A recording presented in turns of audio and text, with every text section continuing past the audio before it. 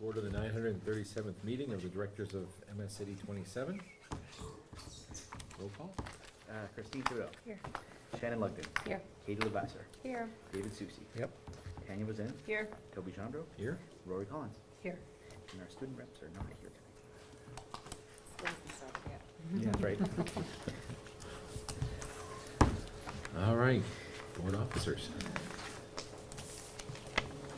Because every first meeting of the year, we start off with electing board chair, vice chair, and treasurer. We would need to do that to start today's meeting. And I can't be nominated. Oh, shucks. The time it would save you. Yeah, right? Anybody interested in being chair? That's why nobody makes eye contact. Everyone looks at their shoe. Now everybody tell me what you're wearing for shoes. Vice chair, anybody? I would do vice chair, but I would not do chair. Treasurer, anybody? I'll do it again. Katie, the treasurer. My recommendation was to nominate you as chair, Tanya as vice if she wanted it, and well, I can't nominate myself, so. Ken. Shannon as treasurer. Nope. All right, so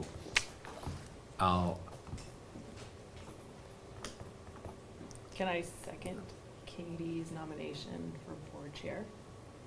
sure. Okay. So we get the ball. You guys are already doing a better job of being a chair than I am. So we got a nomination and a second. Any discussion? All those in favor? Thank you.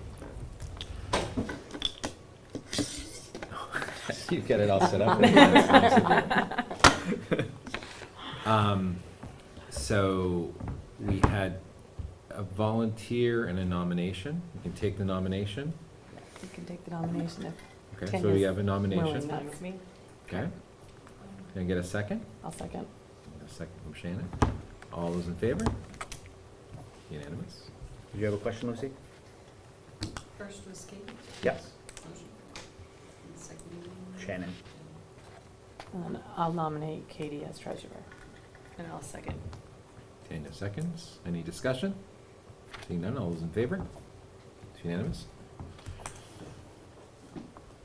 KAT.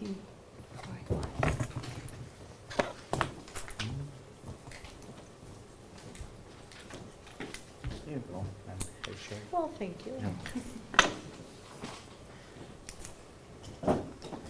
Any adjustments, Ben? There are no adjustments. Have anybody in the public who came here to talk today? It's not looking good. Approval of minutes. We had a small meeting. With some minutes there. I think there only were 4 of us there. I'll entertain a motion from one of the 4 of you. So moved. Shannon? And I'll second. Second. Any discussion? Seeing none, all those in favor? Passes. Financial statements. I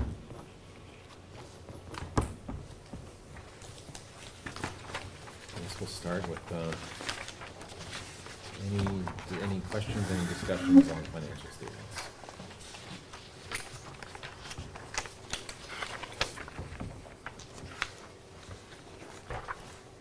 Is there anything in either of these 2 documents that we should that should be highlighted for us? Just that in May 1, you may notice that the column for this current year is higher than last current year. That's because this current year had 3 payrolls in that month, and the prior year only had 2 payrolls. So that's one of the reasons why it's higher. The June one always tends to be higher than the previous month because we're tidying up year end, and even invoices that we get in July, we've actually been paid with the June finish date, so that would be major highlights. But we're on track to what we had planned.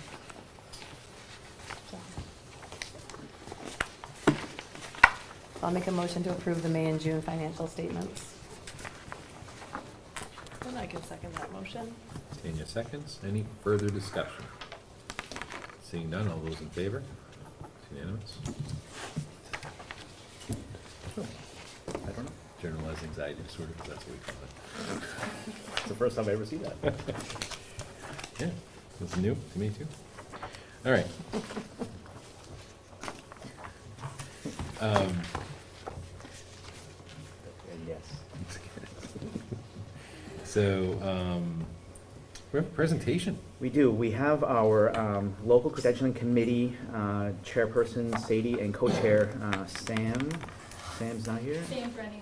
Okay, She has Sam, something Sam, coming up, will- so she's Sam will be hopefully here. popping in, but yes, for me. And they're here to basically share what the LCC process is, which is how our teachers get recertified after becoming initially certified by the Department of Education. So every teacher, once they meet all the requirements, they submit to the DOE. The DOE either grants them certification or tells them what to work on. Once they get that certification, then they're in the hands of our local credentialing committee to get recertified every 5 years. So Sadie, thank you for being here. All right, I am gonna go up on the board, so I'm not sure where to stand for Wherever. everyone, but I will get connected. There's no right way to set this up, is there? I know, as I was trying to figure it out while I was sitting, I was like, I don't know. Yeah, the crowd sees nothing. Right. Mhm. Hold it, I can't type numbers there.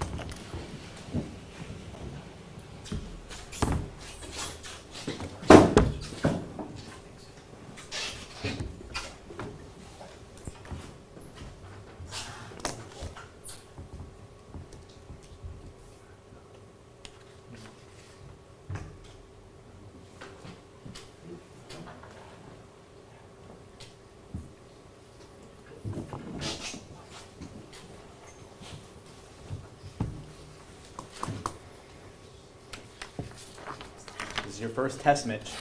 I know. No pressure. It's only the fourth one of these I've done today, and unfortunately, so you'll need to restart your laptop. You want me to, I'll also reboot the Apple TV. Yep.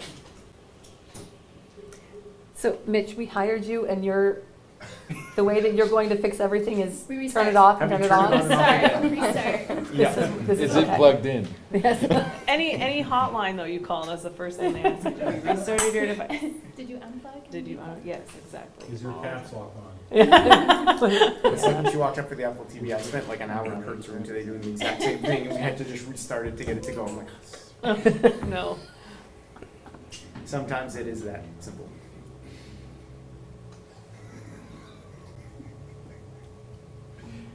Well, I don't know how to We'll restart. give Sam a few minutes. Usually just you restart that, it works.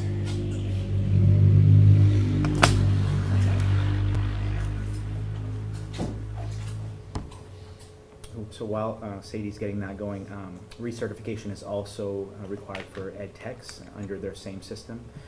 For administrators, we actually are part of a collaborative that involves all of Val Unified, and we have a board that comes together, and we also have to recertify every 5 years. So it's the same thing for all. This is for the ed techs and the teachers.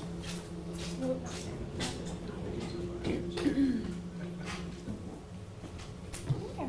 Okay. So yes, so we, for the most part in the district, we're called the Recertification Committee, which is the LCC. So I am the chairperson, Sam is our vice chair secretary. Our committee is made up of 7 members. We have representatives from FKES as well as here at VRMS and CHS. So the LCC kind of has 3 components. We have committee responsibilities, the teachers have responsibilities, and then we also are part of the mentor-mentee program. So we are the ones in charge of setting that up. So I'm going to go into each part and what it entails. So for our committee, we do meet monthly. We provide support services for all candidates seeking renewal. So as Mr. Sidwa said, once the state grants a teacher their 5-year professional certificate, every 5 years they have to renew that certificate. So we are there to help support them with their plan, and that's why I'm going to keep going, through that process. We make sure that they have assignments of mentors for our newly hired teachers. We review action plans and eligibility for certification. We help maintain documentation for all professional staff. And when you get a certificate from the state, it is a professional certificate, so that's why that means professional staff. If you do not have your professional certificate, then usually you're granted a conditional, and that's like a state plan, so that's not what we control. Then we also just maintain contact with Mr. Sidwa in regards to certification statuses, if people are changing or running out of their certificate or whatever, just to keep that conversation going.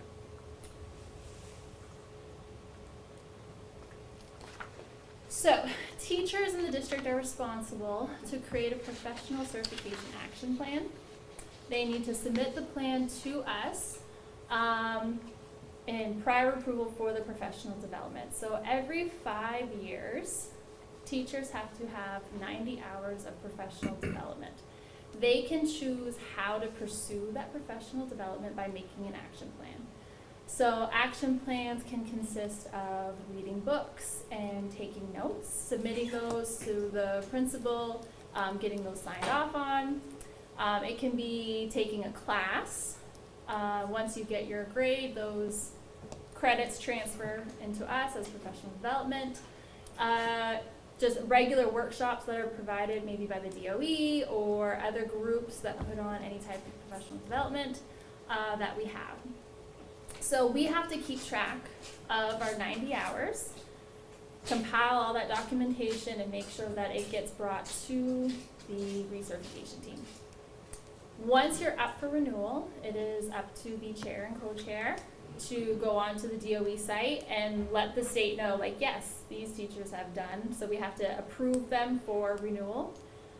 So that way that the teacher can go on and renew their certificate and get their renewal for the next 5 years, and then it starts all over. They make a new action plan for the next 5 years, complete the 90 hours, submit it, and so on. Once you make an action plan, sometimes things come up as you're going. So teachers have to submit an amendment to their action plan. That way, just letting us know what they will be working on.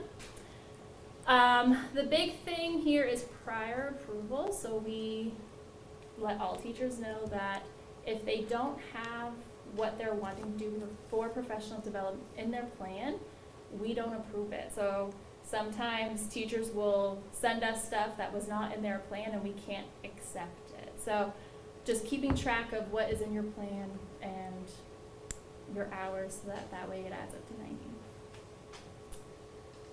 Okay, so here's this is what our current document is for teachers to fill out. So they have to, the big thing is the objective, so just what is their goal, what do they want to achieve as far as growth within themselves. It can be their content area. The last 5 years, the technology usage has been a huge one, just because, I mean, COVID, all that, a lot of teachers had to get really tech savvy with the way they present their materials and things like that. So the objective is just what are they wanting to get out of their plan, show growth in so that they can apply it to their teaching abilities. Then the activities can go with it. So a teacher may want to do something with technology, for example. They may attend workshops, they may read a book, they may listen to a podcast, like then they get to decide on how they're going to achieve that objective.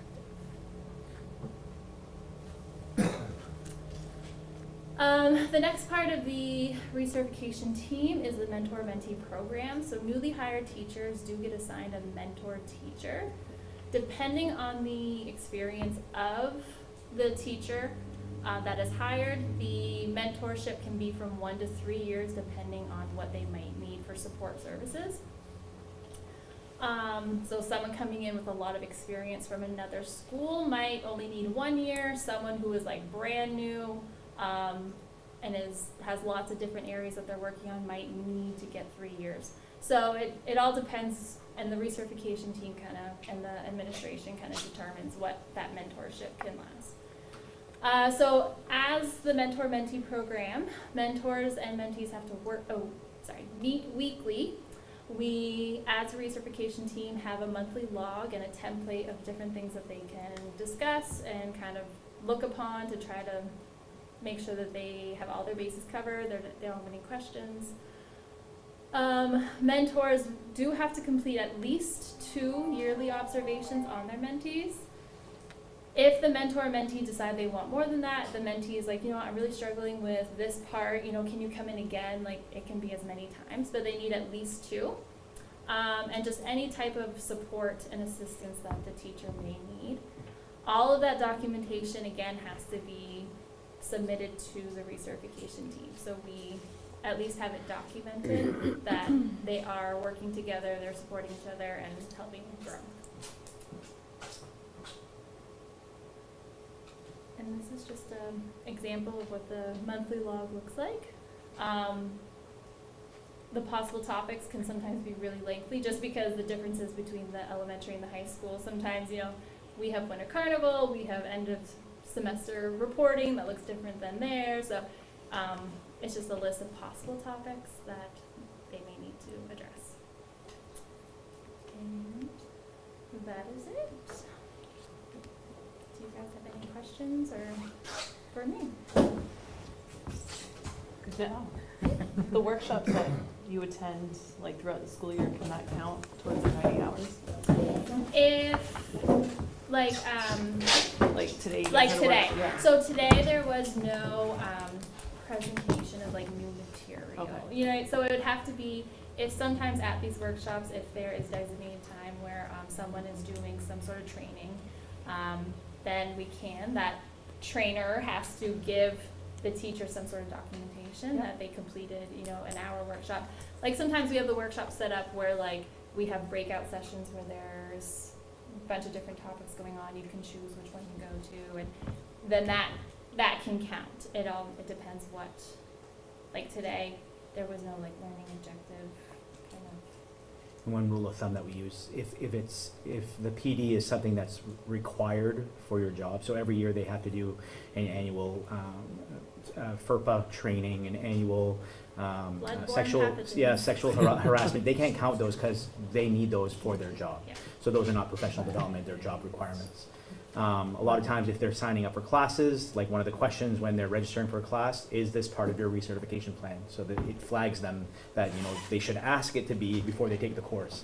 We don't want to spend money on something that they can't use for recertification. Yeah. No, absolutely. Wow, that's set up really thoroughly. Yeah. That's awesome. Thank you so much, Sadie. Thank you. What's nice too is the DOE has moved completely online with recertification. So I have on my calendar every first of the month to go into the portal, and it'll give me a section where it says it'll say educators flagged for certification. You go in and you see highlighted in red who's not certified for whatever reason, and so we can get in contact with them right away. It doesn't happen a lot with the teachers because the team is always on top of them, but it might happen with a new hire who forgot to do their fingerprinting or CHRC or that type of thing. So it's a good process that keeps us always in check. How's the support from the state on this? Do they audit these, or do you just not hear from them usually? Actually, if we have, like you said, if we log into our online portal, so that's kind of like we're responsible for checking up on that. If we have questions, they're very good to, we have like an email, we have a contact that we always email. And as far as, I think like the site is set up that it flags, it also like sends out emails to like the teachers and let them know like if their certification is coming up, if it's overdue, if that kind of stuff. How strict are they on the expiration? So like, let's say the teacher's kind of scrambling at the end of the 5 years and needs like an extra month or so. Are they pretty lenient? From what I've seen, they've been kind of within a month. There'll be kind of a grace period, but it's kind of, you have 5 years. To figure it out. It's your responsibility. Exactly. Yeah. And after that, we've seen people, they are rejected certification, so. So, so we haven't seen that in a while. Yes. But I will say, I've seen it in another district that I'm in charge of recently. And what we do is we use the threat of, we're gonna put you on a long-term sub basis. You will no longer be a teacher here. You'll be on a long-term subcontract until you figure this all out. That usually gets them moving pretty quick. And like we said, like we keep track of everyone's hours that they're submitting. So like if we get to like their last year and we see that they only have 20 hours submitted, like pretty much every month we're contacting that person, like, okay, what's your plan? What are you doing? You know, so we're kind of on top of them way before that comes. And so there should be no reason. I guess that's my point, like, of clarity here. That's why I asked those questions. So in that case, though, like, I know you probably speak to the teacher, but could this be part of, like, personal development plan? Because that's pretty... It's, yeah, it doesn't happen often. Yeah. And when it does, it's somebody who's just not on the ball. Well, And right. Well, they've if had they're not on the difficulties ball with with their them. own life, then are they on the ball with their kids? You know what I mean? Yeah. So that's, I guess, my aspect. That's why I was questioning. But- 5 years seems like a long time away until there's only a year left and you haven't started anything. Yeah. Well, So you're I know. for it, I'm yeah. dealing with it right now with my And certification. that's it, like I'm we like, send out yearly reminders, we Yeah. do a beginning of the year letter, we do an end of the year letter, like Yeah. just try to keep reminding, because yes, sometimes it catches up on you. yeah, cool. All right. Thank you, Sadie. Yeah, Thank you, Sadie. All right, Superintendent. I have just a few items for you. First thing is your annual report, and if you look at the one that we sent electronically, we had resent you last year's. So if everything in the report seemed the same when you read it online, it's because it was the same. We sent you the 2023-24 report, so my apologies, but in your packet you do have the correct one, which is the 24-25 report. It covers everything from my welcome letter, you as board members, your contact information, the budget information, school enrollment information, attendance and truancy, dropouts, our state assessment data, special education numbers, early college, graduating class, our staff information, and then our staff highlights. One thing that caught my attention, and I had to verify with Sylvia Dow-Harvey, who is our attendance coordinator, was our daily average attendance rates. Those did go up 2% across the board, which is wonderful. And then our truancy numbers are really down compared to the previous year. We went down 22 from our attending students. We went down 559 unexcused absences from the previous year, which is amazing. So kudos to our team for really looking at all that and making those adjustments. There's a significant jump in enrollments in grade 10. What happened there? It's like 20 kids. Yeah, That's awesome, it is. but weird. Well, no, it goes like, The- it goes So like you- Oh, grade yeah, 9. yeah, you gotta follow So the this grade grade 9. follow the grade- color. Is now grade 10. Yeah. Oh, So okay. yeah. what I'm Okay. wondering is what happened to That makes sense. to the 11th graders that are now seniors? The 11th graders are now seniors. So the Yeah, the yeah, just 63 to 56 seems like awesome we lost numbers. 7 of them. Is that to the new program, like as far as like getting a GED or whatever? No. Or is that, I don't know. Because I don't know we're, if that's always been we're out counting the students that are here and over there in Yeah, this, right? yep. So that's all, that's everybody. That's everybody. Okay. Yeah, and I wouldn't know why we'd, lose that many students, 7 students in a year. It's too bad. I know, like, our dropout rates are very low. We did have one dropout. Do you know if that's due to homeschooling? Do they? That do they have student gone dropped out and went to adult ed, Yeah, yeah, and got their, but like the drop from. Right, that's, okay. yeah. Like the 63 to 56, would that be like kids maybe that went into homeschooling? It could. Yeah, It could okay. be, yep. Yeah, Well, it I could be. know, but then Be a family moving away they too. get there last year. Yeah. Yeah. True. True, yeah. I was sharing with our new teachers, way back when we were in the Valley Unified thing, for the school, we had done that enrollment study that projected where we would be, as soon as this year. We were supposed to be down Valley Unified across to 1,300 students, and we're still above 1,450. So the projections showed that we would be declining faster than we are, which is good. You see by the numbers, we seem to be hovering around the 50s, 60s for classes. We do have a smaller pre-K class last year. What's our pre-K enrollment this year? It's smaller this year. 41. Last year, weren't we like 60-something? Last year, 57. 57. Yeah, okay. So a smaller pre-K class this year, but.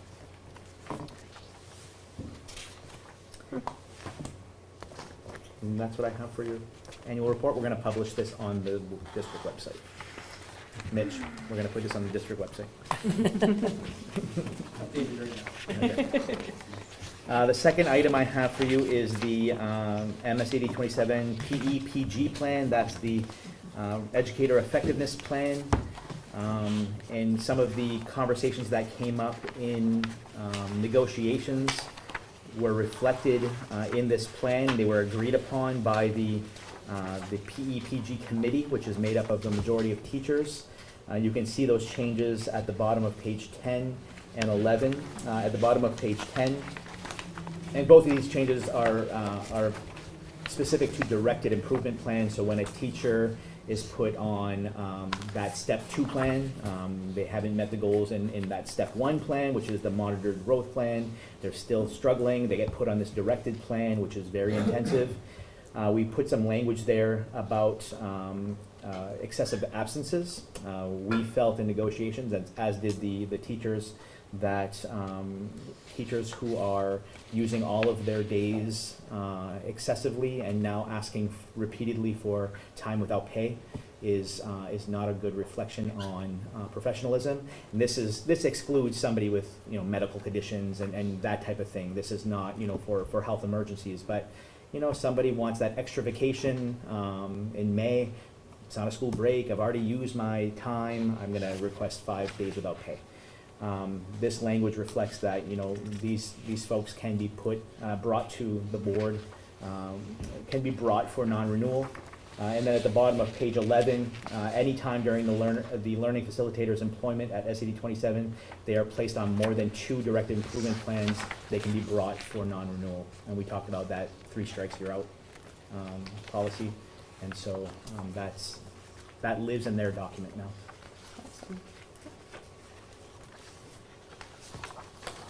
Which they were very open to.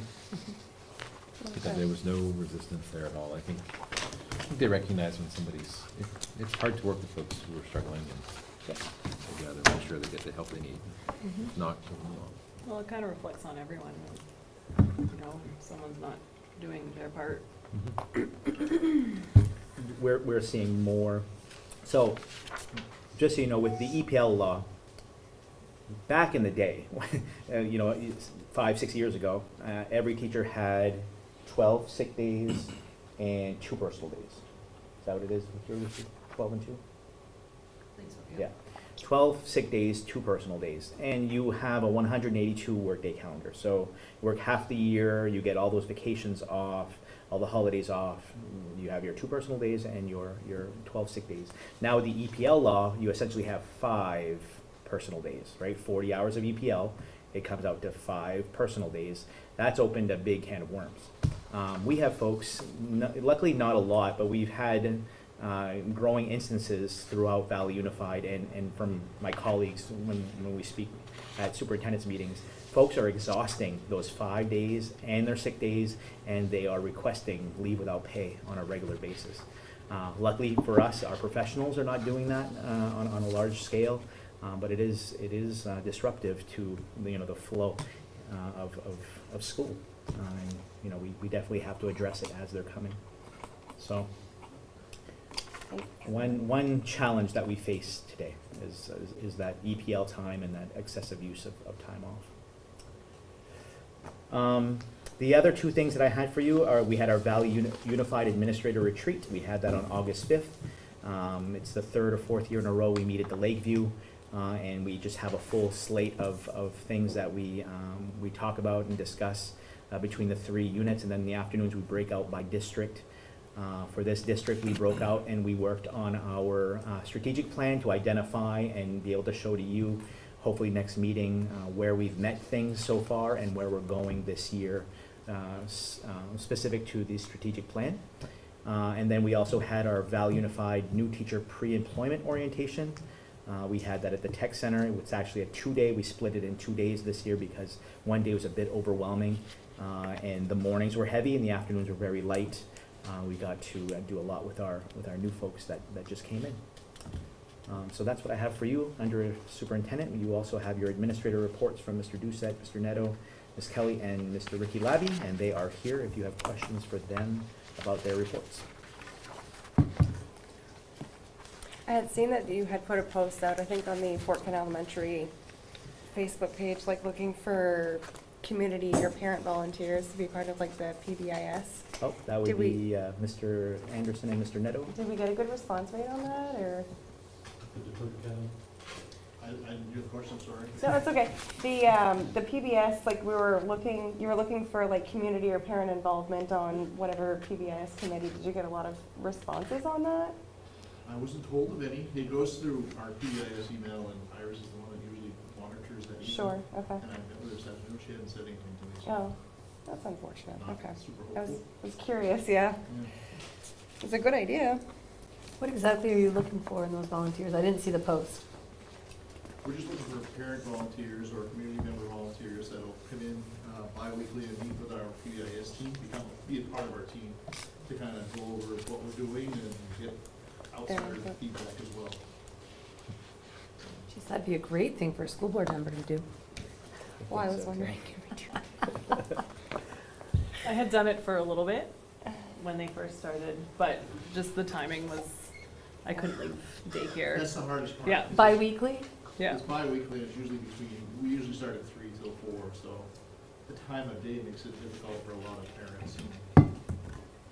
We tried Zooming a That's couple the time times, that works but well for school. Right, just, right. yeah, it's a chaotic time of day in I think daycare too. PBIS is gonna be my baby soon. We'd love to have a board member. All right, Get them. I'll reach out to you. Thank you. Yeah. Robbie? I just want to add one thing to my report, in that the building at Fort Elementary School looks amazing.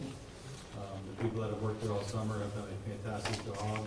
I don't know how many days they've taken off, but it hasn't been many, but there's been a lot of work to do there, and the building looks incredible. So it's all really their work. Awesome. We usually have a couple board meetings over there. The next one's The next one's there? Yeah. Nice. Robbie, what is the writing revolution? The writing revolution, it's a different aspect of teaching writing, and it really starts the base of writing at the sentence level. So the whole, I should have brought a book with me, but the book itself really starts at the sentence level, building that into a paragraph, building that into an essay. So it Instead can- of like word by word? Basically, yeah. And it goes really, the pieces in the writing revolution can work from K to 12, basically. So the book is meant for full school. So what's revolutionary about it? Great question. So the biggest thing is when you're looking at writing, a lot of times teachers might assign a writing piece and they're saying, write this 5-paragraph essay or write this 3-page essay. And the focus of the writing revolution is start with the idea, start with a sentence, and let's build those sentences together into an essay. So It's a in different the way. old result used to be start with the big picture. This is starting small and building from the foundation. Thank you. Robbie, I want to follow up on something you brought up last year, so we're going all the way back. Oh. You talked about a transition towards phonetic reading in the lower levels, and I was super excited about it because I'm super excited about it. How's that going, and what's the plan for that going forward? It's going well. So we had talked a little bit about Haggerty, which is really that phonemic awareness. So that's going to be school-wide this year. So Good. the past few years, it's been more of a pre-K to 2. I would say the last 2 years, a year and a half. And this year, everybody has the resources, so that's going to be a pre-K to 6 venture. And really the idea behind that is students, especially some of our COVID students, are missing that piece, and they're still missing it in 4th grade, in 5th grade, and in 6th grade. So the more we practice, the better. And then they're not long, 10 minutes, 10 or 15 minutes. It really gets in that practice. So then, as they're reading, they can worry more about comprehension than decoding the word. So when you're worried about decoding a long word, you're thinking of the pieces of the word, not necessarily what does this word mean, what does it mean in the sentence that we're reading. So hopefully we're going to see an increase in our comprehension, not just our fluency and coding skills. Is there going to be a walking back from sight words, or are we still going to keep that as a cornerstone? I wouldn't call it a cornerstone. We still do use sight words, but it really looks more like sound walls now versus a sight word wall. So you look at how different combinations of letters make different sounds. Okay. So eventually the reading will increase in the fluency levels. We're seeing it now already. Good. Good. Thank you. That's all under the science of reading. That's all under the science of reading. Yeah. Word wall, sight words, and the science of reading, they don't really work well together. Well, everything I've seen of sight words, had problems. Outdated. I mean, like, working with some of the students at the older end, and they couldn't tell through from thought from thorough. They're all the same word because they just memorize the shape of a word and they don't actually learn how to decode. Right. Which is just frightening to think that there's a generation out there who It's never missing learned to that decode. comprehension piece, yeah. Yeah. I think we're on a great path where we're going with the science of reading. Thank you. Well, I had one more question for you. Address safety concerns at the sporting events. Was there something that happened?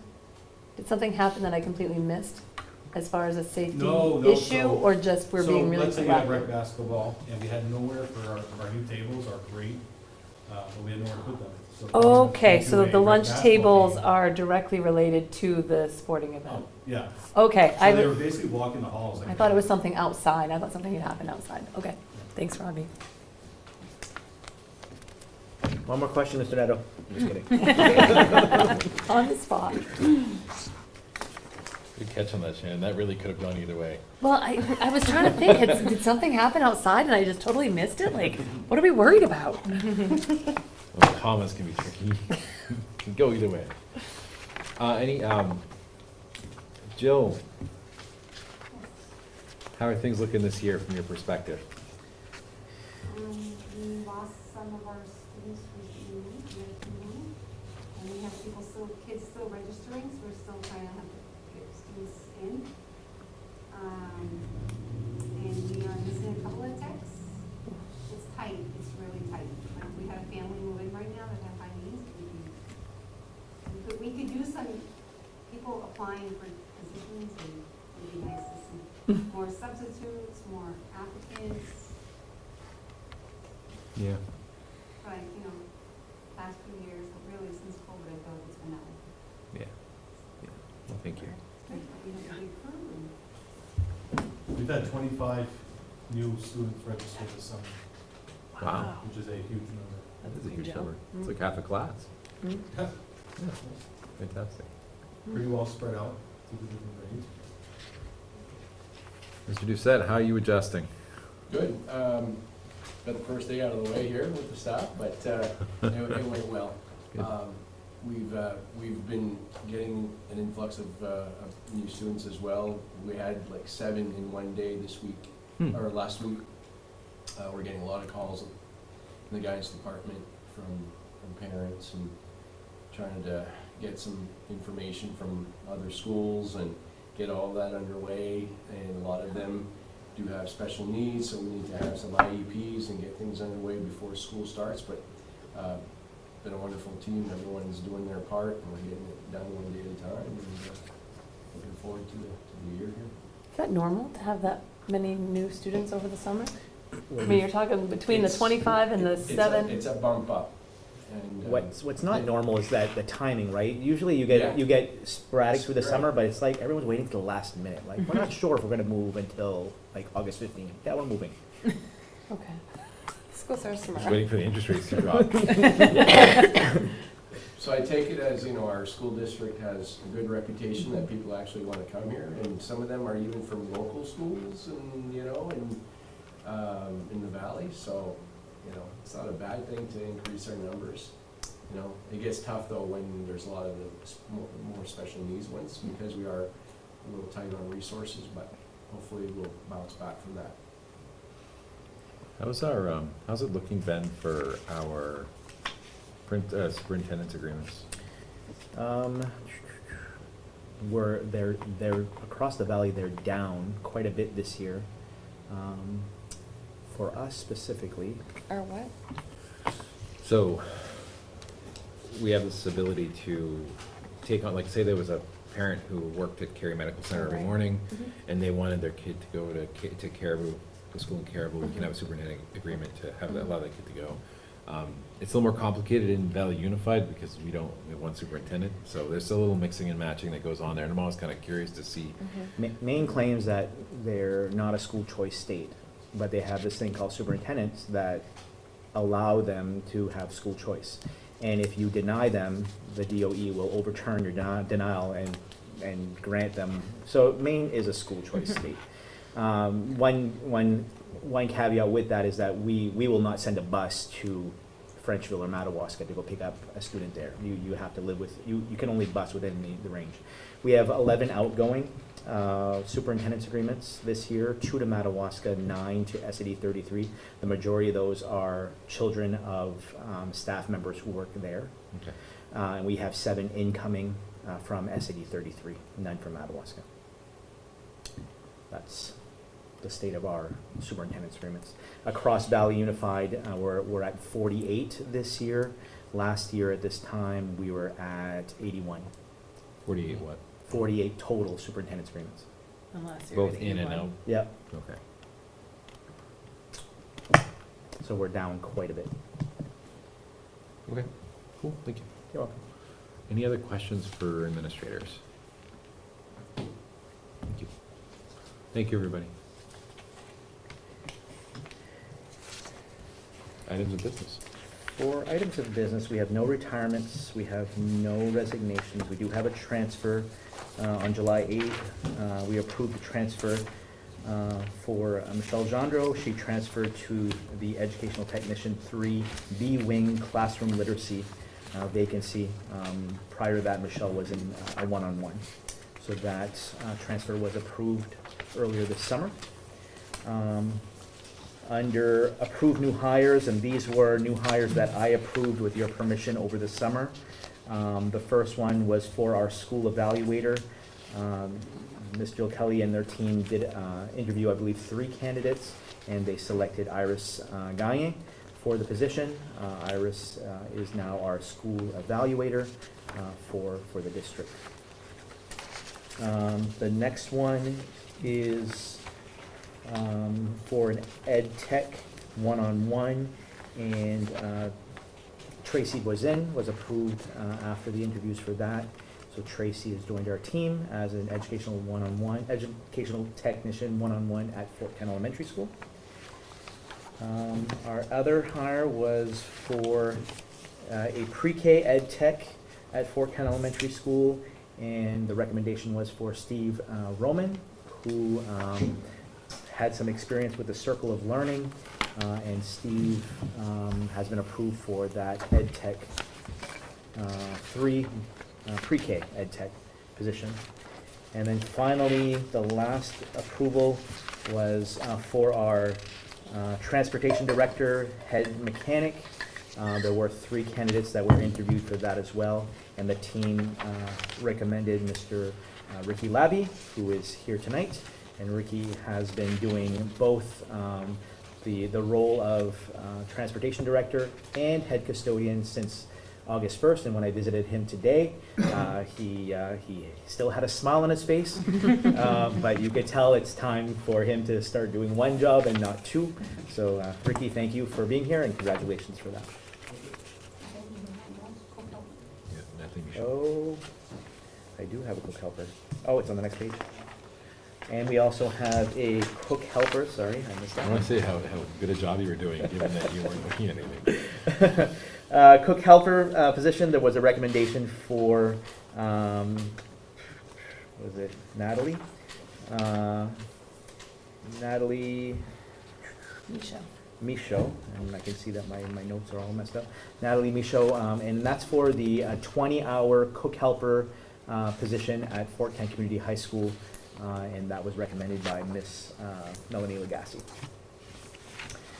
I also wanted to make you aware that JMG, which is Jobs for Maine Graduates, has hired a new, what's called an ELO Coordinator. ELO stands for Extended Learning Opportunities, and they interviewed for that position, and they selected Nicole Guimau, who was an employee at Twin Rivers. Nicole decided that she wanted to try out teaching, and so far it's been awesome having her on board. We're very excited for this ELO position.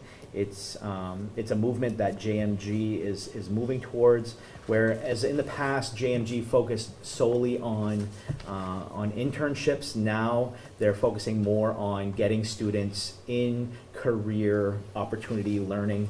It can be an internship, but it can be just a job shadow. It can be different types of things where students are just learning about possible careers.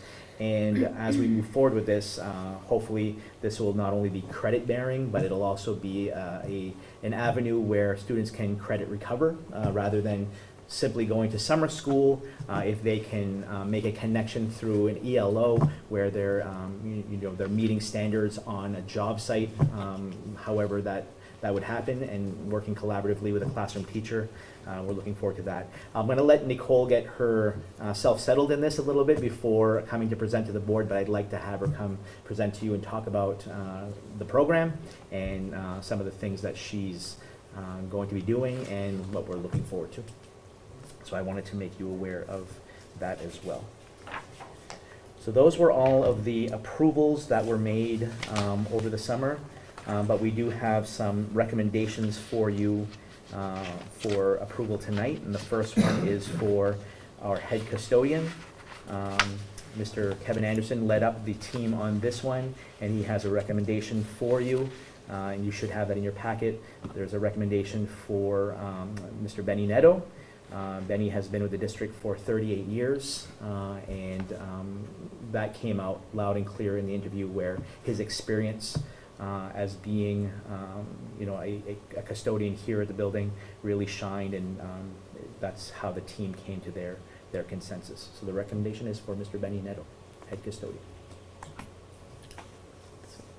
I'll entertain a motion. So moved. Shannon? And I'll second. Tanya? Any discussion? Seeing none, all those in favor? Unanimous? Unanimous, sorry. In speaking with Ricky today, what we're going to try to do is figure out how the dominoes all fall. Benny has volunteered to continue busing while we figure this out.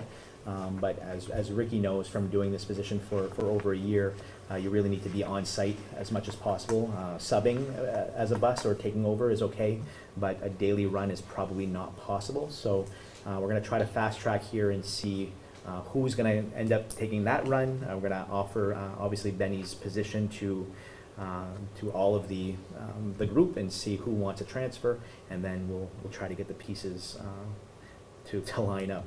We're hoping that we can put things in play through transfers by next week, if possible. So we'll see how that all goes.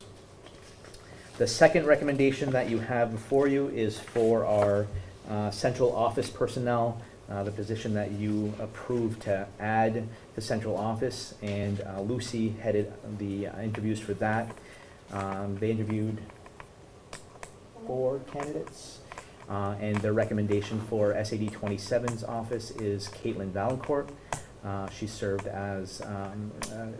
working for Pines Health Services, Cary Medical Center as a recruiter and HR generalist, also for Northern Maine Medical Center as an associate director of HR. So all of the things we were looking for, she checks a lot of those boxes. So that's the recommendation for central office. Entertain a motion. So moved. And I'll second. Any discussion? Seeing none, all those in favor? Thank you. And Lucy, do we have any indication when she would be available? I did not ask, I wanted it to be approved first. Okay, thank you. Current openings, I believe we have 2 Fort Kent Elementary one-on-ones, Jill. We have 2, so 2 one-on-one openings. We do have a district bus driver custodian. We actually have 2 now. One is for Mark Pelletier, who's going to be retiring in October, and now with Benny being approved, we have one there as well. Usually the day shifts are easily filled by the night shift personnel that want them, and then we'd be opening up night shifts, and those are traditionally the ones that are a little bit harder to fill. But like I said, we'll post tomorrow for those positions and see who in the crew is interested in them. So that's what we have for current openings.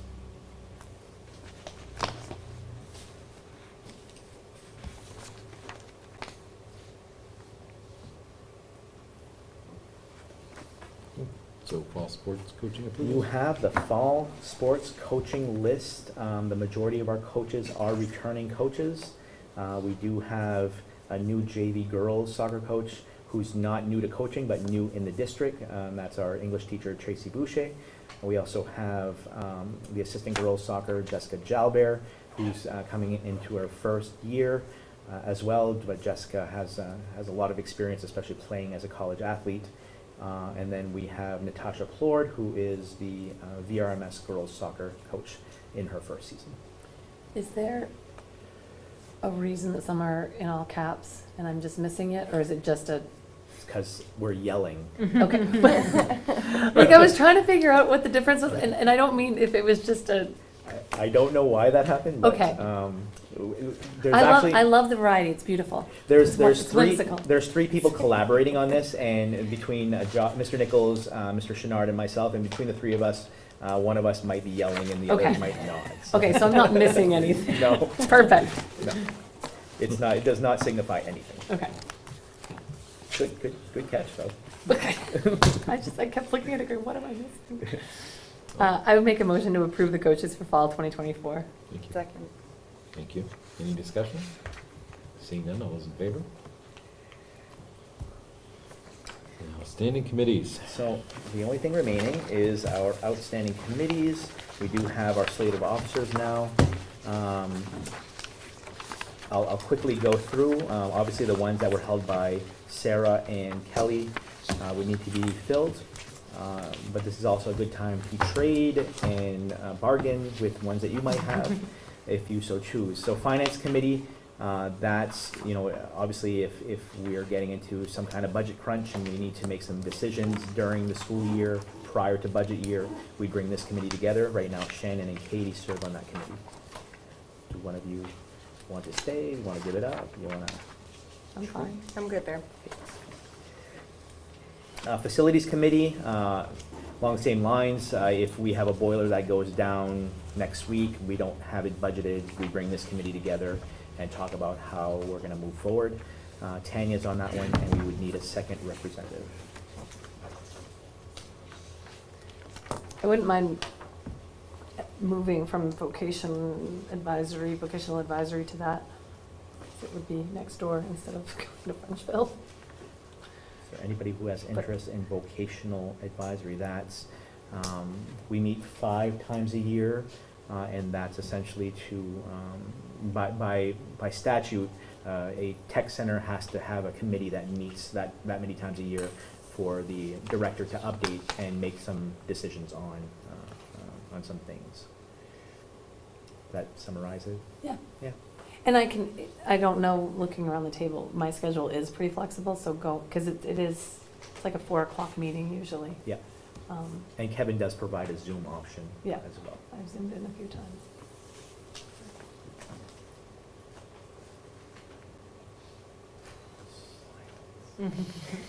Cricket. I can stay on the vocation, that's fine. Okay. That was easy. That was easy. So that brings us back to facilities. Would anyone like to serve on facilities? Was it either or, facilities or are you gonna do both? How often are we meeting for facilities? Maybe once a year, if that. Oh, okay. We haven't. You can throw me on there. I'm close. Okay. Negotiations, we have Tanya, Toby, and Shannon. We don't have a lot of negotiations for a little while here, huh? We have coming Next up, year coming up.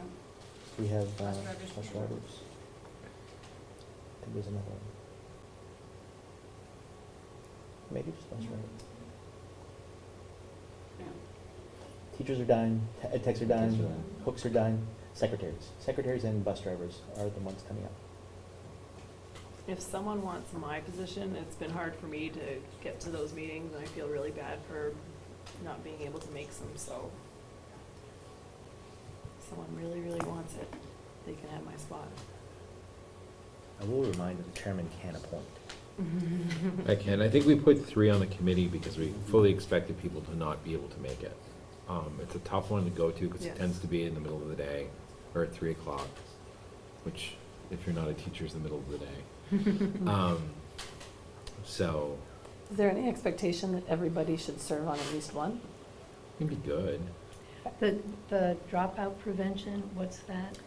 Mr. Doucette, correct me if I'm wrong, but our dropout committee is also our attendance committee. Is he ignoring me or? No, I'm writing, who's on what committee here?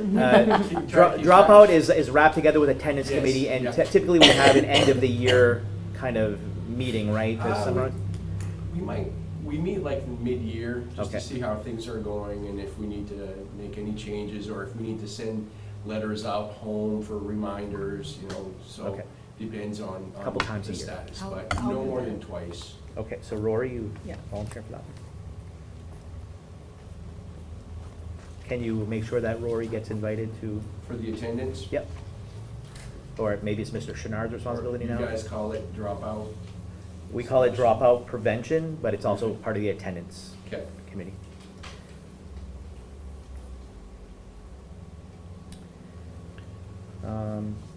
Yeah, so getting back to negotiations, Tanya's giving up her spot if anybody wants it. I can take that one. Okay. Good, because I don't think they What want was me that, on it. negotiations? Yeah. Thank you, Christine's gonna take that. Policy committee, try to meet at least every 3 months, especially as we're trying to brush up, you know, these policy sections. Ideally it'd be every other month, but, you know, every 3 months at the very least. And Toby and Sarah were on that, so we need somebody to join Toby. And what does that involve? Policy is updating our policies based on recommendations from main school management or just things that we feel need to be brushed up because they're just icky. We bring proposals to the committee, then the committee either approves or makes changes, and then we bring it to the full board after the committee has approved them. Kind of gives us a chance to do a first read on proposed changes. The Maine School Management Association will be like, oh, everybody's doing this now. And like any peer pressure situation, it's good to have somebody look at it first. Yeah. And we bring it to the board And after. I can do that too. Thank you. Okay. There, no more. So we're all set on advisory, we're all set on dropout. Adult education advisory, that has been a non-existent thing, but I think we have to have it by statute. I do know that if and when Ms. Stacy calls a meeting, we should have a board rep there. Right now it's Tanya. I'm fine. Good. Keeping it. Technology committee, that would be based on our new technology plan that we're gonna be tasking Mr. Mitch to work on. And then once we have a new technology plan, we would bring the committee together, probably once, maybe twice a year for that purpose. And it's just basically, you know, where are we with technology and where are we going? And I'm fine You're good? staying on that too, yeah. And then Val Unified, we have Toby and Shannon. Okay. So we're good?